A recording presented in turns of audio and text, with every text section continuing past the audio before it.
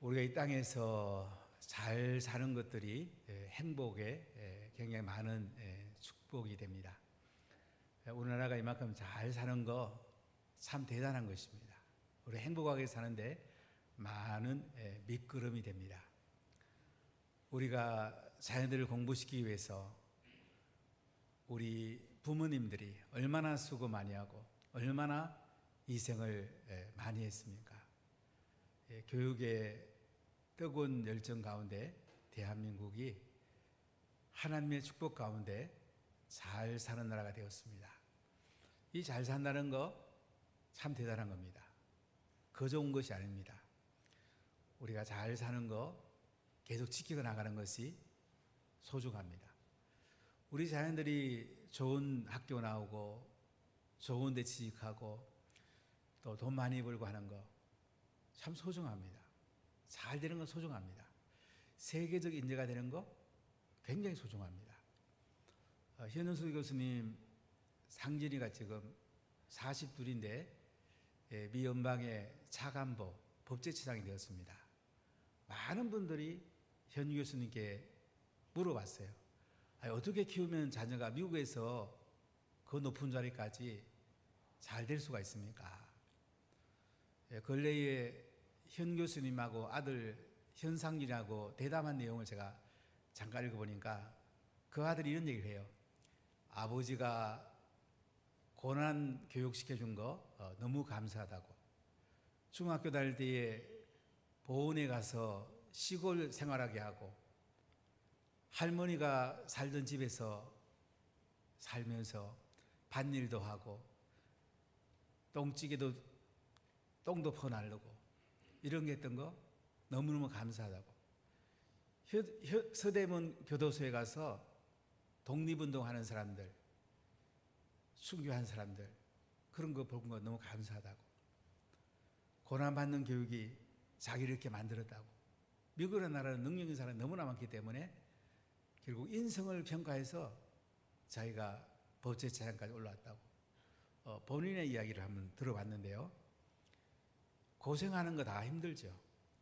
그러나 지나고 나면 우리에게 축복이 되고 행복의 밑거름이 됩니다. 우리가 인생을 살다 보면 참 건강 얼마나 중요합니까? 요새 새벽에 욥기 말씀을 우리가 나누면서도 욥이 건강을 잃었을 때 얼마나 고통스러워합니까? 사람들이 가진 것을 잊어버릴 때에 그 상실감은 너무나 큽니다.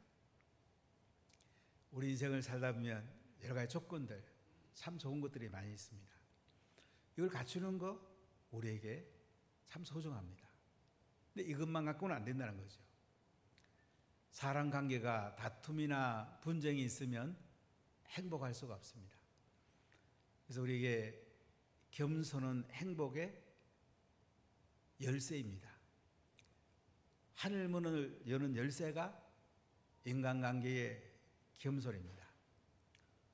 오늘 사도 바울은 빌립보 교회에 편지하면서 아무 일에든지 다툼이나 허영으로 하지 말고 오직 모든 일에 자기보다 남을 낫게 여기라. 다투지 말고 교만하지 말고 겸손할 것을 말씀하고 있습니다. 우리 인생을 살다 보면 자기가 잘난 것처럼 교만해서 자기를 드러낼 때가 참 많이 있습니다. 그러고 보면 오히려 허망하고 허전합니다. 행복하지 않습니다.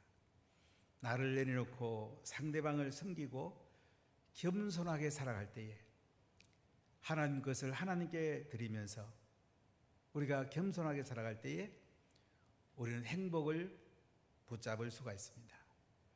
다툼이나 갈등이나 충돌은 행복을 빼앗아갑니다.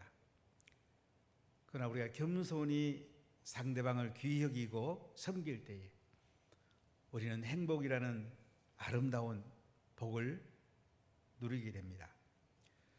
그래서 오늘 바울은 빌립보서 2장 1절로 11절 말씀을 통해서 먼저 겸손하려면 한 마음이 되라고 말씀을 하고 있습니다. 자, 오늘 빌립보서 2장 1절 2절을 같이 읽어보겠습니다.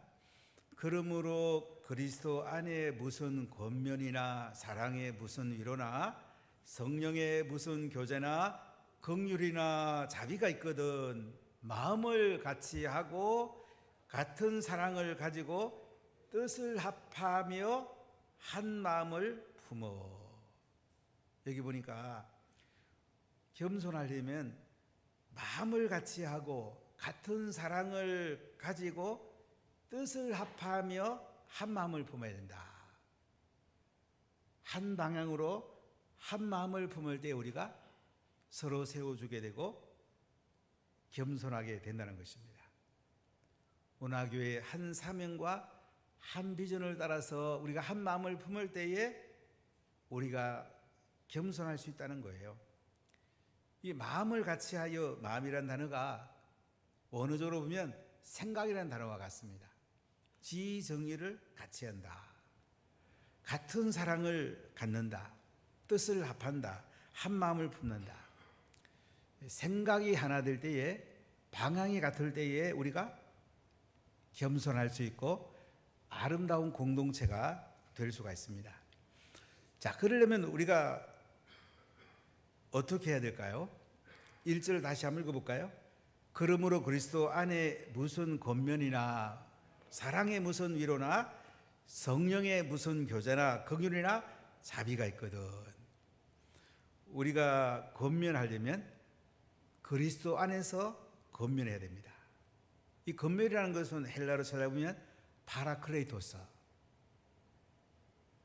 성령이 상담의 영이기도 합니다. 성령은 우리를 권면해 줄 때에 진정한 우리가 하나가 될 수 있습니다. 그리고 권면하려면 그리스도 안에서 권면하고요. 사랑의 무슨 위로, 위로하려면 사랑 안에서 하고요. 성령의 교제, 코이노니아, 성령의 교제하고 긍휼이나 자비를 가지란 말이에요. 긍휼과 자비란 말은 구약으로 말하면 라함, 여성의 장후에서 나온 말입니다. 모성애를 가진 그 불쌍히 여는 마음, 그 마음을 가지고 우리가 하나가 되라는 거죠. 그럼 우리가 겸손하게 조화로운 인간관계를 맺을 수가 있습니다. 자, 그러면 행복은 예수님의 겸손한 마음을 품는 습관인데요. 오늘 세 가지를 같이 나눠보겠습니다. 첫 번째, 교만한 마음은 인간관계를 깨뜨립니다. 같이 한번 읽어볼까요? 교만한 마음은 인간관계를 깨뜨립니다. 우리가 행복하려면 사람관계가 조화로워야 됩니다. 하모니가 있어야 됩니다. 근데 교만은 이 조화로운 관계를 깨뜨린단 말이죠. 교만은 모든 죄의 뿌리입니다. 천사장 루시퍼가 하나님 되려고 교만할 때에 사탄으로 떨어지게 됩니다. 교만은 모든 문제의 근원이고, 교만하면 심판받고, 교만하면 결국 망합니다. 교만은 나를 드러나고 하고 내가 주인 되는 것을 착각하게 만듭니다. 교만은 내 삶 속에 뿌리 박힌 본성이라고 볼 수가 있습니다. 우리가 영어로 교만이라는 단어가 프라이드, P-R-I-D-E, 가운데 보면 I가 들어있잖아요. 죄라는 단어를 봐도 S-I-N, 가운데 I가 들어있어요. C-R-I-M-E, crime, 가운데 I가 들어있죠. G-U-I-L-T, 가운데 I가 들어있어요. 내 중심으로 사는 게 죄입니다. 나를 드러내는 게 죄입니다. 내 중심으로 살려면 교만하게 되고, 교만하면 죄를 짓게 됩니다. 현대 문화는 자기 하고 싶은 대로 해라. 자기 하고 싶은 대로 하면 어떻습니까? 잘 살아가는 것 같은데 다른 사람과 충돌하기 쉽습니다. 교만하기 쉽습니다. 자, 오늘 빌립보서 2장 3절을 크게 한번 읽어보겠습니다. 아무 일에든지 다툼이나 허영으로 하지 말고 오직 겸손한 마음으로 각각 자기보다 남을 낮게 여기고, 아무 일에든지 다툼이나 허영으로 하지 말고, 이렇게 말씀합니다. 다툼이나 허영으로 하는 게 교만입니다. 이건 사단의 마음입니다. 자기도 넘어지고 남도 넘어뜨리는 마음입니다. 자, 바울이 왜 이런 말을 여기서 하고 있을까요? AD 49년경에 바울과 누가와 실라 선교팀은 마케도니아의 빌립보에서 교회를 개척합니다. 루디아가 먼저 믿게 되고 간수가 믿게 되고 태역 군인들이 예수님을 믿게 됩니다. 이 빌립보 교회는 그렇게 부유한 교회가 아닙니다. 로마의 태역 군인들이 주로 성도들이기 때문에 그들은 연금을 받아 살았습니다. 넉넉하지 않은 살림이었습니다. 그런데 그들은 예루살렘 교회가 흉년 들었을 때에 구제 헌금을 보냅니다. 그들은 구제하는 데 앞장섰습니다. 또한 바울이 선교하는 가운데 계속 선교비를 보내면서 기도하고 뒤에서 후원했습니다. AD 60년에서 62년 사이 바울은 로마 셋집 감옥에 쇠사슬에 묶이게 되는데 이때 에바브로디도를 보내갖고 선교비를 가져갑니다. 참 아름다운 교회죠.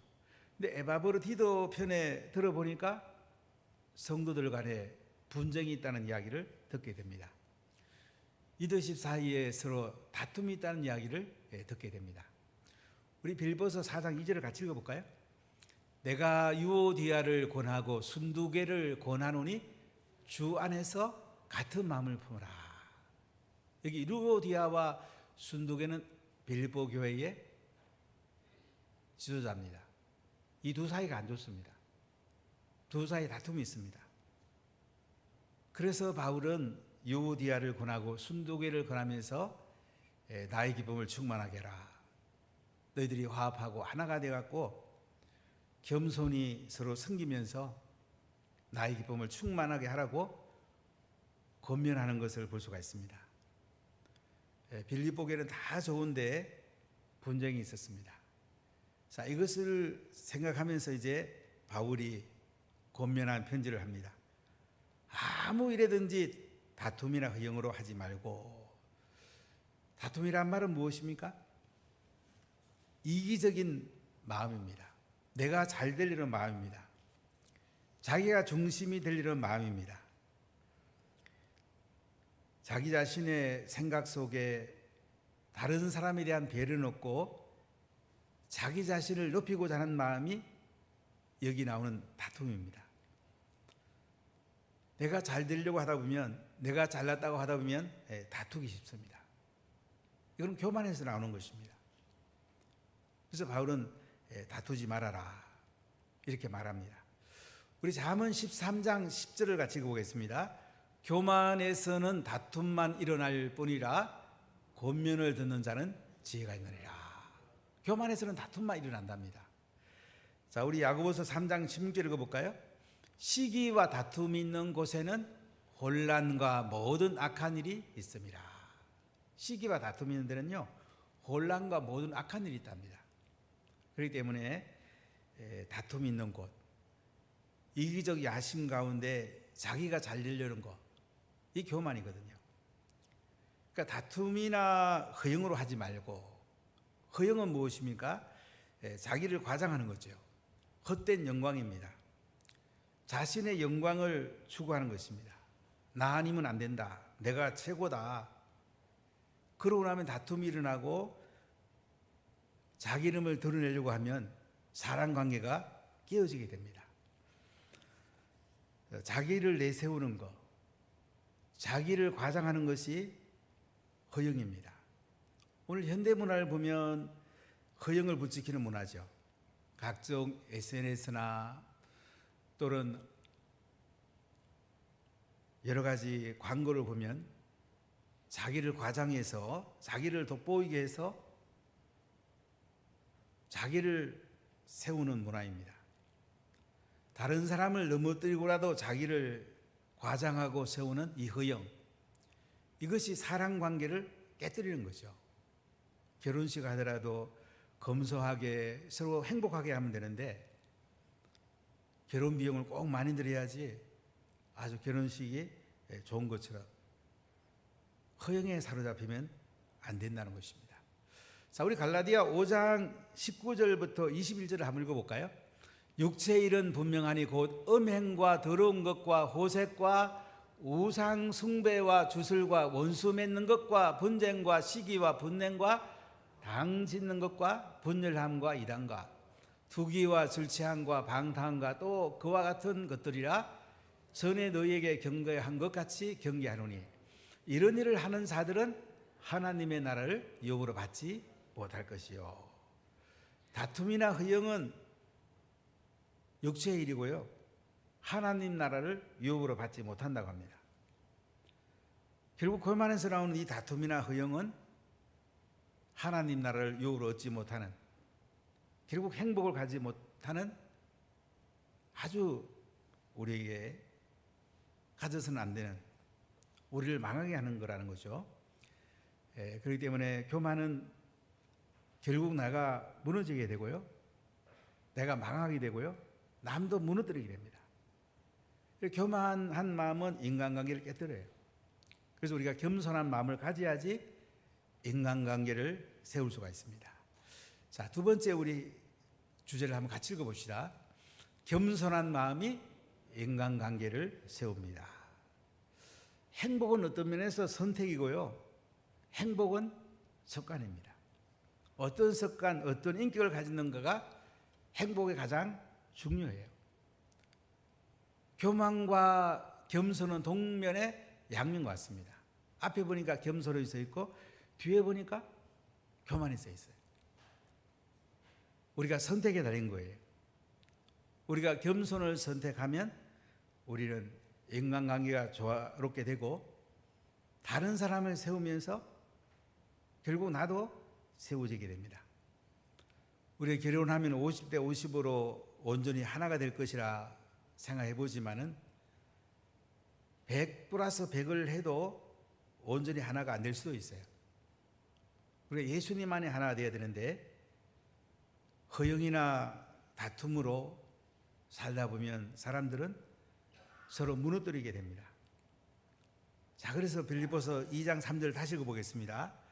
아무 일에든지 다툼이나 허영으로 하지 말고 오직 겸손한 마음으로 각각 자기보다 남을 낮게 여기고, 오직 겸손한 마음으로 각각 자기보다 남을 낮게 여기고. 바울은 순두계와 유오디아를 권하면서 하나 되라고 그러면서 너 자신보다 상대방을 낮게 여기라, 지금 이렇게 말하고 있습니다. 우리에게도 마찬가지입니다. 나보다 남을 낮게 여기면, 소중하게 여기면 겸손한 마음으로 우리는 행복하게 되는 것입니다.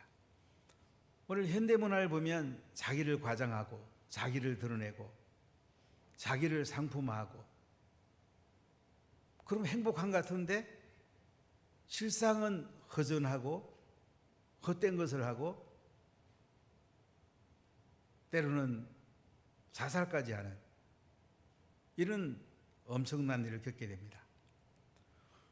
오직 겸손한 마음으로 각각 자기보다 남을 낮게 여기고, 이게 겸손은 자기 비하가 아닙니다. 나는 쓸모가 없어, 난 자신이 없어, 나는 아무것도 아니야, 이게 겸손이 아니에요. 자존감을 잃고 사는 것은 겸손이 아닙니다. 나는 하찮은 존재다, 나는 아무것도 아니다, 이게 겸손이 아니에요.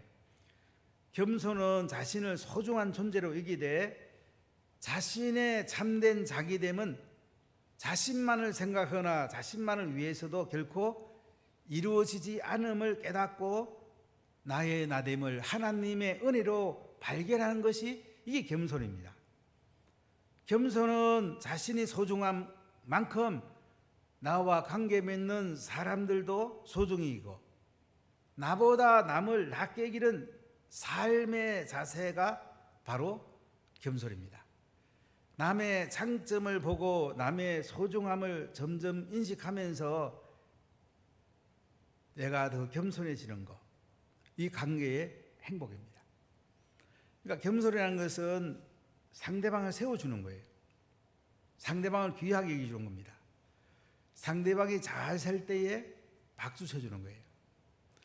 우리나라 속담에 사촌이 땅 사면 배가 아프다는 말이 있는데, 사촌이 땅 사면 잔치를 벌리고 축하해 주는 것이 이게 겸손입니다.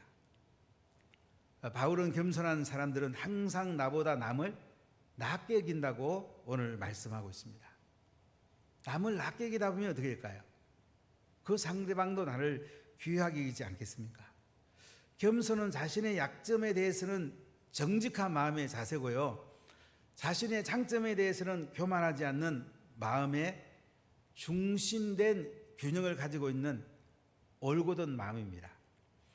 겸손할 때 참된 나를 발견하고 관계 맺는 다른 분들을 귀히 여기고 존중하는 관계의 행복을 누리게 됩니다. 겸손한 사람은 자신의 약점을 숨기거나 자학하는 사람이 아닙니다.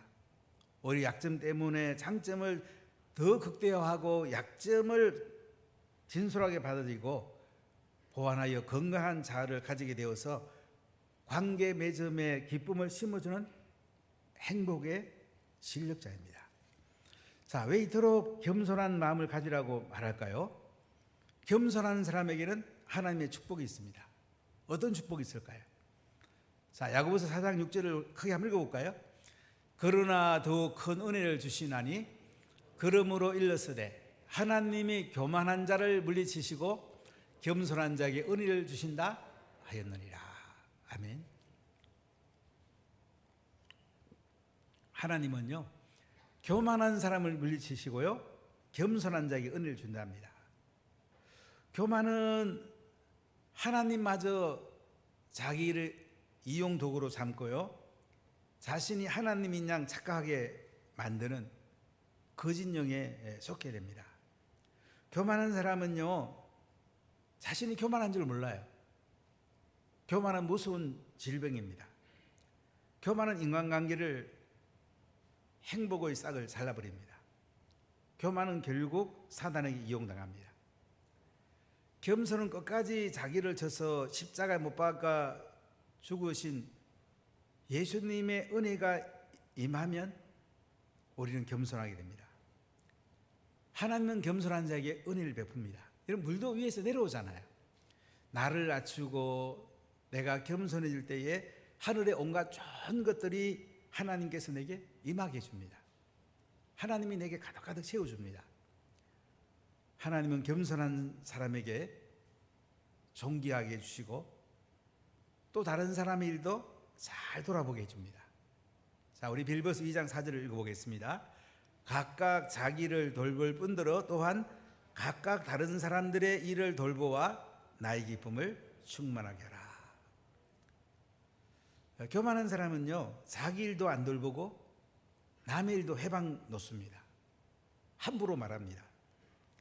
그러니까 겸손한 사람은요, 말도 이쁘게 하고요, 자기 일도 돌아볼 뿐만 아니고 다른 사람의 일도 돌아봅니다. 아주 기쁨으로 충만하게 됩니다. 참 이번 여름 캠프에 참 감사했습니다. 초등부 캠프, 유아유치부 캠프, 또 청소년 캠프, 제가 가서 기도하면서 참 이번에 많은 은혜가 있었다. 참 많은 분들이 금식도 하시고 뒤에서 준비하는 분 너무 아름다웠고, 또 식당 봉사하는 분들도 이번에 청소년부 가보니까 얼마나 신나면서 얼마나 기뻐하면서 서로 하나 돼갖고 서로 존중하면서 하는지 제가 깊은 감동을 받았습니다.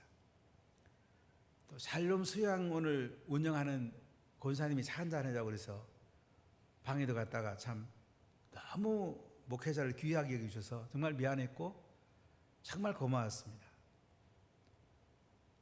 참 그분 섬기면서 그렇게 기뻐하시고 개복숭아 차라 그러면서 참 귀한 거라면서 주시며 그 귀히 여기는 그 마음을 보고 참 감사했습니다. 집안 보니까 전부 기독교 집안이고, 또 제가 아는 목사님도 서울 장신대 총장하셨던 분도 장로님 형님이라고 하면서 얘기를 하시던데 참 감사했습니다. 우리가 겸손하게 섬기면서 행복해지는 것입니다. 교만은 패망의 선봉이라고 성경은 말씀합니다. 여러분, 겸손하게 행복하게 살 수 없을까요? 자, 세 번째 행복은요, 예수님의 겸손한 마음을 품는 습관입니다. 같이 한번 읽어볼까요? 행복은 예수님의 겸손한 마음을 품는 습관입니다. 교만을 물리치고 우리가 겸손을 삶으로 담아내야 되는데요, 겸손하면 예수님 은혜가 임하고 기쁨이 충만하고 하늘의 은혜와 행복이 우리에게 물밀듯 밀려옵니다. 자, 예수님 마음을 한번 살펴봅시다. 자, 빌립보서 2장 5절입니다. 너희 안에 이 마음을 품어라 곧 그리스도 예수의 마음이니. 겸손한 마음을 품으랍니다.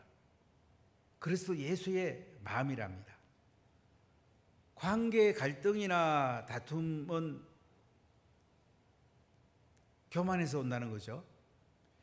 관계 다툼이나 분쟁이 올 때 우리는 예수님이라면 어떻게 하실까? 이것을 잘 돌아보는 것이 굉장히 중요합니다. 사실 우리의 삶은 습관이 모인 것입니다. 습관이 하나하나 모인 것이 지금의 내 삶에 말하는 것이고 나의 표정이고 내 모든 것입니다. 그렇기 때문에 예수님의 마음을 품으면 우리가 겸손해집니다. 항상 예수님이라면 어떻게 하실까? 이것을 우리가 상고하는 것이 너무너무 중요합니다. 인간관계에서도 내가 대우받으려고 대접받으려고 하기 전에 상대방을 존귀하게 여기고 대우해드리고 대접하려고 그러고, 이것이 예수님의 마음이고 겸손한 마음입니다. 자, 오늘 빌립보서 2장 6절 7절 읽어보겠습니다. 그는 근본 하나님의 본체시나 하나님과 동등됨을 취할 것으로 여기지 아니하시고 오히려 자기를 비워 종의 형체를 가지사 사람들과 같이 되셨고. 예수님은 근본 하나님의 본체시나 본체 형태시나, 예수님은 하나님 아들입니다. 예수님은 사람이 아니고 하나님입니다. 근데 하나님과 동등됨을 취할 것으로 여기지 않는다. 하나님은 하나님과 동등하잖아요. 지위나 권세나 모든 게 하나님과 동등하잖아요. 근데 하나님과 동등됨을 취할 것으로 여기지 아니했다. 이 취할 것이란 말은 원문을 보니까 탈취물, 전리품이라는 뜻이 있어요. 여러분, 전쟁에서 이기면 상대방의 그 전리품이 다 내게 되잖아요. 그러니까 예수님은 하나님과 동등함을 전리품, 기득권으로 여기지 아니했다. 당연한 권리를 여기지 아니했다. 사람이 권리 있으면 권리 쓰고 싶죠. 또 권리 쓸 수도 있는 거죠. 근데 예수님은 하나님과 동등됨을 취하지 아니하시고, 그럼 뭐 하셨느냐? 7절 다시 읽어보겠습니다. 오히려 자기를 비워 종의 형체를 가지사 사람들 같이 되었다. 예수님은 자기를 비웠어요. 하나님인 분이 자기를 비워서 종의 형체, 사람의 모습으로 이 땅에 오셨단 말이에요. 하늘에서 하나님이 이렇게 얘기할 수 있어요. 얘야, 땅에 보니까 죄로 죽어 가는데, 지옥 가는데 어쩌면 좋겠노? 뭐 예수님이 이렇게 대답할 수 있어요. 하나님 아버지, 왜 그런 말씀을 얘기하십니까? 나는 하늘에 살 권리가 있지 않습니까? 나 이곳이 좋습니다. 나 땅에 안 내려갈 겁니다. 그럼 인류 구원이 없었을 거예요. 그런데 예수님이 하나님 아버지, 제가 인간의 몸을 입고 땅에 내려가겠습니다. 인간의 몸을 입고 이 땅에 오신 거예요. 하나님이 인간의 형체를 가지고 이 땅에 오셨단 말이죠. 얼마나 자기를 낮추신 겁니까? 정말로 낮추신 분이에요. 근데 어디까지 낮추셨나요? 8절 읽어볼까요? 사람의 모양으로 나타나사 자기를 낮추시고 죽기까지 복종하였으니 곧 십자가에 죽으심이라. 십자가는 사형틀입니다. 아담과 하와가 범죄함으로 인간은 십자가 사형틀에 죽임을 당해야 됩니다. 그리고 지옥에 가야 됩니다. 그런데 예수님께서 내가 십자가 사형틀에 죽어야 되는데 예수님이 십자가 사형틀에 대신 못 박혀 죽기까지 복종하셨다. 그렇게 낮아지신 거예요.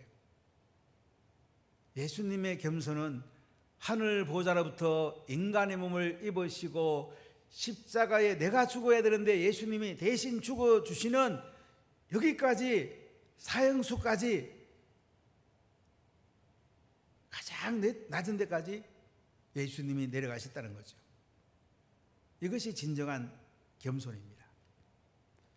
자, 이렇게 예수님이 내려가셨다면 우리는 예수님과 비교하면 얼마나 보잘것없는 죄인들입니까?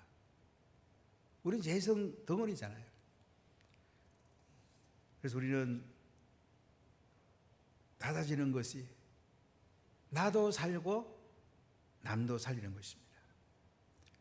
그렇기 때문에 겸손한 예수님을 본받아서 우리가 대우받으려고 하지 말고 권리 주장하지 말고 내가 낮아지고 또 낮아지고 또 낮아지고 상대방을 손중히 이기고 나보다 낮게 이기고 이렇게 함으로 겸손하게 되고 하나님의 은혜를 받게 되고 우리도 하나님 앞에 존귀하게 쓰임을 받게 됩니다.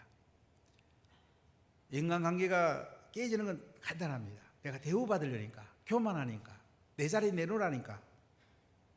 그러니까 인간관계 깨지는 거예요. 내가 겸손하게 상대방을 섬기고 세워주면은 인간관계는 회복이 되고 세워지게 됩니다. 사람들은 어디 가면 자기 나름대로 특별 대우받고 싶은 심리가 있어요. 아, 내가 그래도 이런 사람인데 이만한 대우를 받아야 되는데 이런 마음이 많이 있어요. 근데 이것을 내려놓을 때에 겸손하게 될 때에 오히려 내가 더 행복해지고 상대방도 더 행복해질 수가 있습니다. 이것이 예수님의 십자가의 죽음이고 겸손하신 예수님의 성품인 것을 볼 수가 있습니다. 제가 진주의 한 교회를 갔더니 그 목사님께서 이렇게 얘기를 해요. 우리 교회 리더들은 다 섬기는 리더입니다. 섬김 받으려는 사람은 없습니다. 교회가 훤합니다. 청소가 얼마나 잘 돼 있는지. 제가 목양실에 갔다 깜짝 놀랐어요. 얼마나 깨끗하고 얼마나 잘 돼 있는지. 아이고, 목사님 이렇게 잘 돼 있습니까? 그랬더니 아이고, 성도들이 이렇게 깨끗하게 날마다 와서 청소하고 반질반질합니다. 성도들이 이렇게 잘합니다. 우리 교회 리더들은 섬기는 리더입니다. 섬기는 게 중요합니다. 교회는 대접받으러 온 데가 아닙니다. 섬기고 또 섬기고 겸손하고 또 겸손하면서 걸으면서 행복해지는 것, 이것이 예수 믿는 본성입니다. 우리는 죄의 습관이 있기 때문에 매일매일 십자가의 그 죄의 습관을 못 박지 않으면 자꾸 살아나는 거예요. 대접받고 싶고 내가 인정받고 싶은 거예요. 십자가의 정과 욕심을 완전히 못 박아 버리는 처절한 몸부림이 필요합니다. 겸손한 습관을 계속 길러가는 게 중요합니다. 그래 예수님의 마음을 우리가 닮을 수가 있습니다. 미국의 맥도날드만큼 지금 막강해지는 치프필 A라는 크리스찬 레스토랑이 있다고 합니다. 주일에는 휴일을 하고 전 직원이 교회 나가는 아주 본이 되는 기업인데요. 이 회사 회장과 미국의 한 목사님이 이제 식당에 들어갔다고 합니다. 그 회장님은 수고한 직원들을 격려하려고 경쟁업체 레스토랑에 들어가서 이제 식사를 했는데 그 회장님이 손수 화장실에 들어가더니 직원들이 사용한 화장실 세면대를 다음 손님이 깨끗하게 사용할 수 있도록 손수 닦고 있더랍니다. 그것도 휘바람 불면서 아주 기쁨으로 닦고 있더랍니다. 그래서 목사님은 깨달았다고 그래요. 아, 관계의 행복이 무엇인지 경쟁업체를 존중하게 이기고 경쟁업체의 화장실을 깨끗하게 하면서 다음 쓰는 사람들이 행복하게 쓸 수 있도록 정리하는 것, 겸손한 마음이구나. 그래서 깊은 감동을 받았다는 얘기를 들어봤는데요. 여러분 교회 와서 작은 거 하나 화장실에 가봤더니 조금 어질러 있어요. 그러면 닦으면 되잖아요. 아, 이거 누가 안 닦았어? 오늘 당번이 누구야? 이러지 말고 아이고 닦을 수 있는 거 감사하다. 토요일마다 권사님들이 오셔서 기쁨으로 청소한다는 그거 너무너무 감사하고 얼마나 좋습니까? 청소하는 사람 너무 행복해합니다. 너무너무 기뻐해요. 우리 교회 누가 청소하겠어요? 내가 청소하면 되고, 특히 권사님들이 청소하면 얼마나 좋습니까? 예수님은 자신의 권리를 먼저 주장하지 않았어요. 자신의 권리를 내려놓고 오히려 십자가에 죽기까지 복종하셨단 말이죠. 자, 이렇게 했더니 하나님이 예수님을 어떻게 했는지 봅시다. 9절부터 11절을 읽어보겠습니다. 이름으로 하나님이 그를 지극히 높여 모든 이름 위에 뛰어난 이름을 주사 하늘에 있는 자들과 땅에 있는 자들과 땅 아래에 있는 자들로 모든 무릎을 예수 이름에 꿇게 하시고 모든 입으로 예수 그리스도를 주라 시인하여 하나님 아버지께 영광을 돌리게 하셨느니라. 자, 예수님이 인간의 몸을 입고 오시고 십자가에 죽기까지 복종하시더니 하나님이 이제 예수님을 어떻게 해요? 지극히 높여갖고 모든 이름 위에 뛰어난 이름을 줘가지고 하늘에 있는 자들, 천사들이나 땅에 있는 자들, 성도들이나 땅 아래 있는 자들, 모든 만물이 모든 이름을 예수의 이름에 꿇게 하셨단 말이죠. 모든 이름으로 예수 그리스도를 주라 시인해갖고 하나님 아버지께 영광을 돌리겠다. 예수님이 가장 낮아지고 낮았더니 하나님이 예수님을 높이시고 하나님 보좌 앞에까지 높이셨단 말이죠. 가장 높이셨단 말이죠. 자, 우리가 겸손하게 살면요, 하나님 우리를 높여줍니다. 하나님 가만 안 놔둡니다. 하나님 높여주면 행복하게 되는 거죠. 사랑하는 누나 가족 여러분, 겸손은 행복하게 만듭니다.